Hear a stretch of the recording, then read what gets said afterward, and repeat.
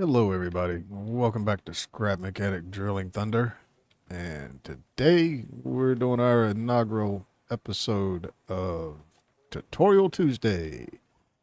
This was brought about by a few suggestions that gave me the idea that we needed to do something like this. So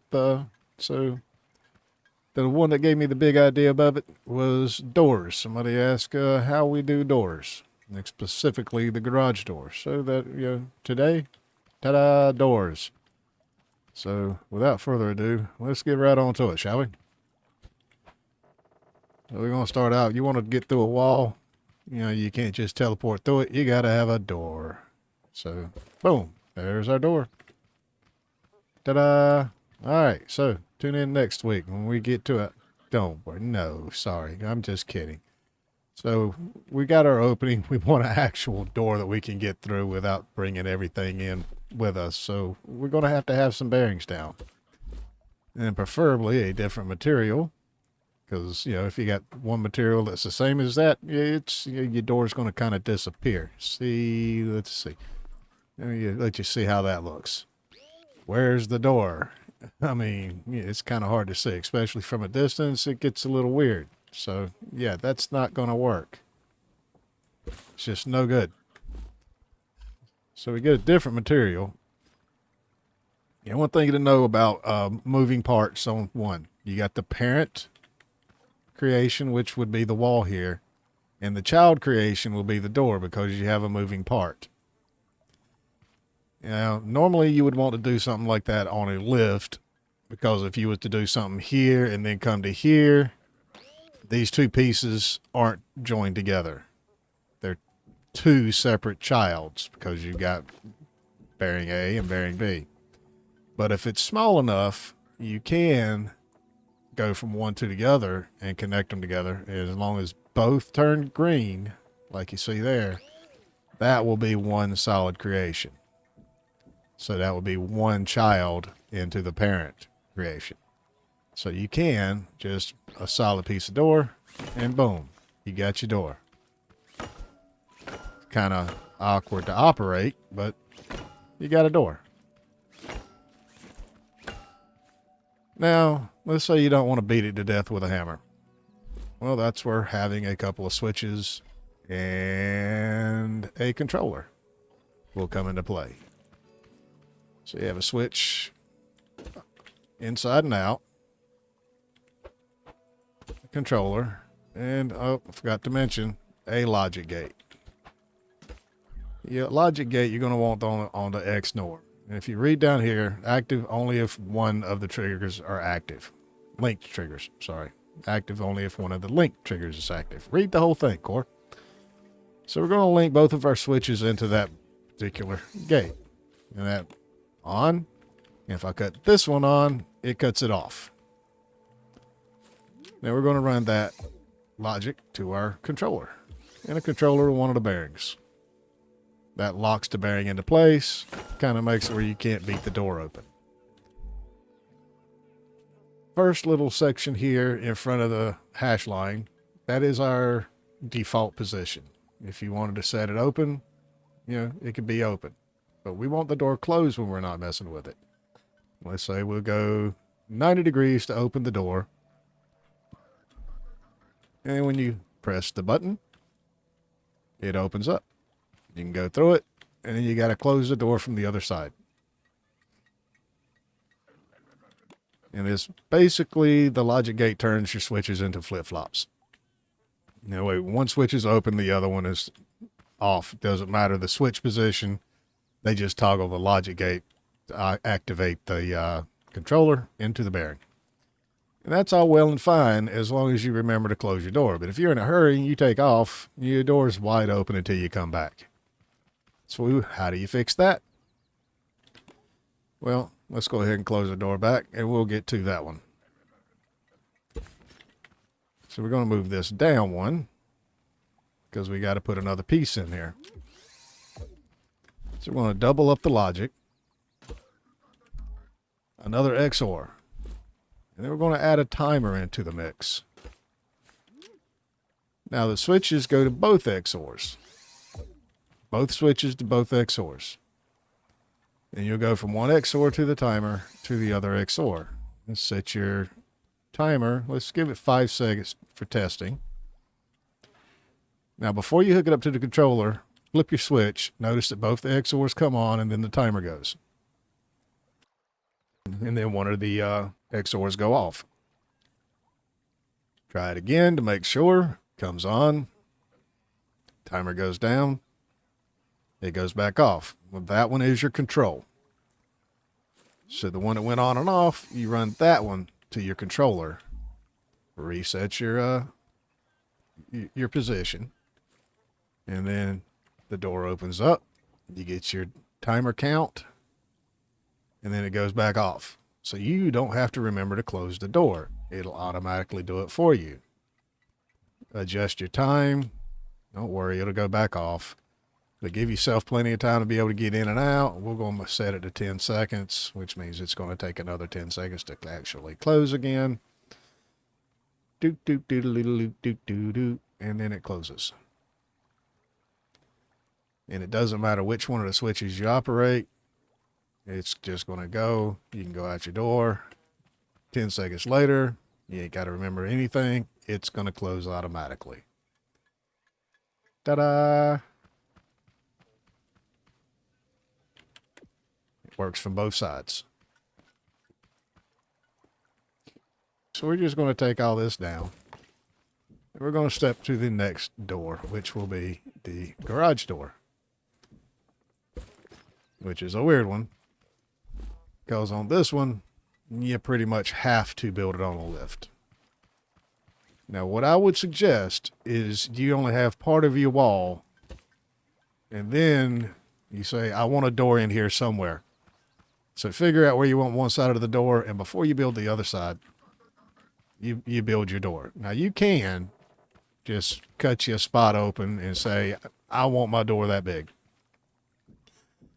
That requires a lot of, measuring, double measuring, rebuilding, adjusting, and all that good stuff. I would suggest that you just build the door, put it up against one of your walls or, your foundation piece, whatever you've got, because you need to do this on a lift, unless you're building it small. So we're going to build it 16. Now that's off-centered. I want it in the middle of my lift, so I'm going to drop it, pick that back up, puts it in the middle. I want my door opening 16. And we're going to go 16 high. But that's not how high my wall's going to be. That's just how high my actual door will wind up being. So once I've got this on the uprights that we put on the outside of our 16, we're going to put another little block there for our piston stack. Now, if you've got level 5 pistons, they'll go up 15 blocks, plus the block that we're going to have on top of it will give you the 16 block push.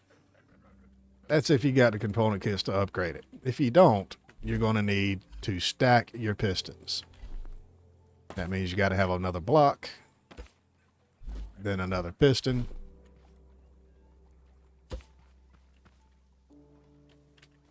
We're going to hop up there. Boom. And then on top of whatever piston, either a level 5, you just put your elbow on top of that. Or if you're doing like me here in double stacking, put the elbow on top of there, facing inwards. Now that gives you 7 total that you can get out of these. Be 14, plus the block here is 15, plus the block here is 16. So that'll give you 16 blocks of push. Make sure you set your pistons. You can adjust them later, but I already know I'm going a full extension, so we're just going ahead and doing it. But if you get like me on my last try on this, and how I did here, you click the button when you get it all built, and you're like, what happened? And it's not working. Check your piston settings. So on the inside of this, we're going to put a bearing, and then another elbow facing to where your door is going to be. Like so. This is why I say you build it on a lift, because if you're building something bigger than 16, you'll have to go here, and then you'll pull from the other side and meet. These two are not joined. If I was to drop that off the lift, Matter of fact, I'll show you. They're not joined. See? We got to weld that together to make it one solid bar. Since I'm only 16, I could have pulled that all the way across and joined it together. But now that we've got the main beam going across, we're going to come over here, and underneath it, we're going to finish out the bottom of the door. How do you get up top when you want to keep this on a lift? Very simple. Put you a block down, stand on top of it, and continue jumping and placing some blocks. And we want to finish out our door. So we've already got, what, 4 there? All right, so it means we need 12 more. Make sure that you're focusing on the door, not the wall, the upright there, because if you do it here, you're connecting to the upright. If you do it down here, you're connecting it to the door.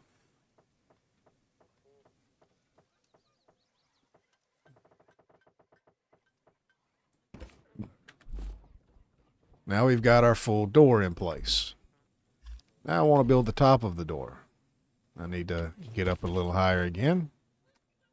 Give yourself 2 blocks and then come over and put your top cap up. So that's all one piece. That's all one piece. 2 separate pieces, as you can tell. All right. The reason you have that there is because when your door comes up, it's got to go up as it comes out. Well, in from this perspective. So we're going to put some wedges up top. You want the wedge with the slant facing inwards. Now, you don't have to use draggable wedges. Any wedge will do. Just draggable wedges, for some reason, seem to be better. The collision is a little better. But if you don't have them, just use the standard metal stairway wedges. Whichever ones you can actually get your hands on. But you want to put your wedges in here. Like so. And what that's going to do is it's going to cover the outside at the top and give you a little bit of a gap for the door to be able to push in. I'm going to have to pop that down so I can get back up again.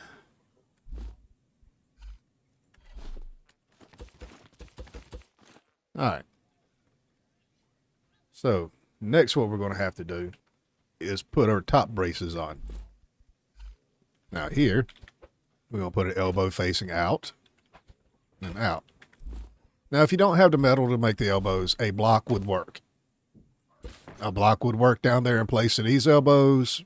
Just put the bearings where they're supposed to be, but blocks will work. Elbows just makes it easier to know exactly what they're doing just by looking.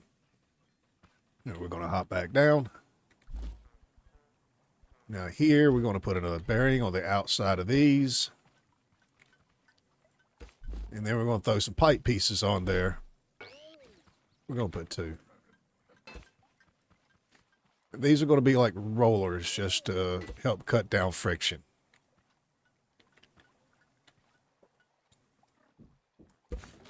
Now again, we're going to build our little platform. Get up. Because we got to reach up here. And again, with the wedges. And again, you don't have to use draggables. You want this right there at the top of where your support is. So the very first thing that it does is pull away from the wall. But it still gives it some upward clearance because of our wedges there. And here, up on top of that, you're going to want a full pull. Full 16 blocks. And we can go down 1 and then come in. Now here you want to stop just short, 1 block here. See? That's going to give us room to have us a wedge here as well. Now here I want to do something I probably shouldn't do, but we're going to be able to move this and pull it off. And here we put us a wedge in this direction. Like so. This is also going to keep it from tipping over and give us the channel for it to flip into.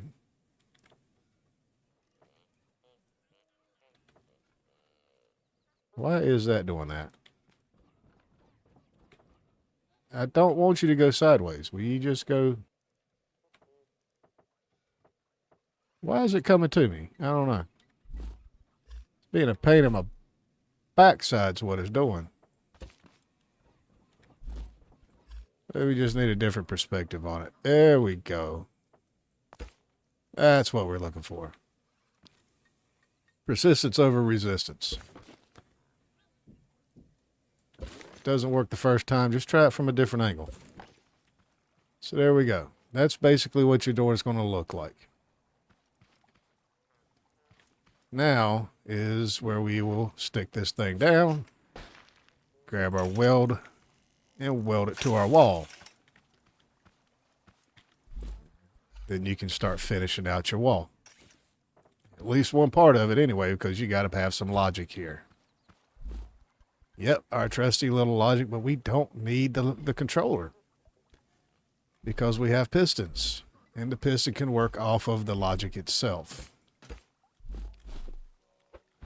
So we're still going to have our 2 switches, our 2 logic gates, and a timer.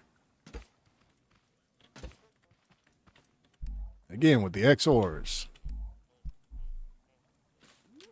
Switch to both XORs, other switch to both XORs. Make your triangle. Set you at a good low time for testing. Both of them come on, one goes off. That one comes on and it should go off. Boom, so that's your control. This one goes to all the pistons.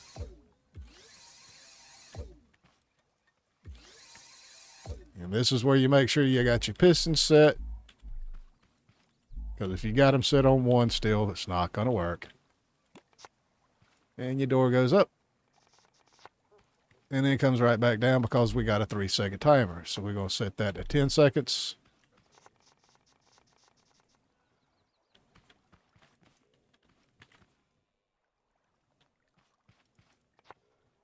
And if you see your pistons doing that, you know that you're only going up like 12 blocks or instead of the full 16 that it's going. So this is where you'll measure to find out exactly how far you're going. So it looks like we're 14 blocks. So you can take one off of each one. Well, one off of one should work without the pistons going crazy. No, they're still doing it. So we'll take one off of that one and one off of that one.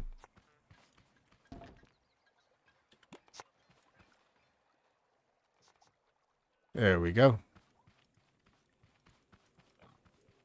It just means that it's hitting up top and you're fully extended. And it'll work from the other side as well, just like the regular door did. Now, with all things scrap mechanic, there are multiple ways of achieving the same goal.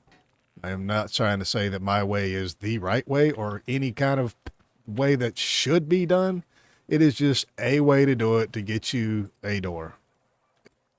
But feel free to experiment because you never know what you might come up with just by throwing blocks together and having fun. Remember what they say. If it doesn't work, just call it art. And on that note, folks, we're going to be saying goodbye, and we'll see you on the next one. Oh, hey, yeah, don't forget, if you like this video, hit the like button, and maybe even subscribe for future episodes of the Tutorial Tuesday. You don't want to miss it. And if you have any ideas, suggestions, any things you want to see done in a different way, or maybe that you're trying to do and just struggling with, give us a comment. Let us know. We'll do our best. Y'all have a great one now.